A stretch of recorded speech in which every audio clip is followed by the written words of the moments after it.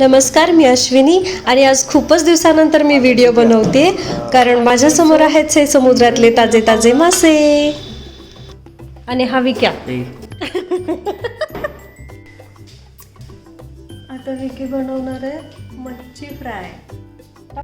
Actually fish आणायला तर आता फारच लेट झालेलं आहे आणि अगदीच लांबड न लावता एकदम हलक्या फुलक्याने झटपटीत होणाऱ्या पद्धतीनेच मी हे फिश फ्राय बनवणार आहे. सर्वप्रथम मासे मी स्वच्छ धुवून घेतलेत. याच्यानंतर मी आगळ टाकलेलं आहे, आलं लसणाची पेस्ट, चटणी आणि मीठ अगदी चवीनुसार घ्यायचं आहे आणि थोडंसं हिंगपूड टाकलेली आहे. तुम्ही बाकीचे पण मसाले लावू शकता, पण मी फक्त एवढंसंच झटपटीत होण्यासाठी एवढाच मसाला वापरलेला आहे.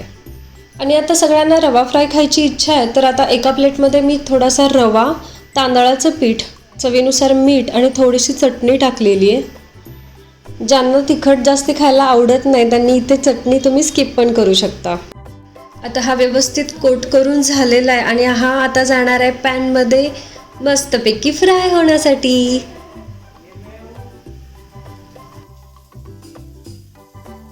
हे आपला आयुष्य आहे.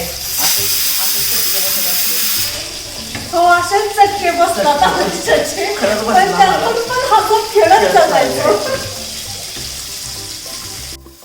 एकतर सर्वांना खूप भूक लागलेली आणि आमची मस्ती काही इथे संपेना.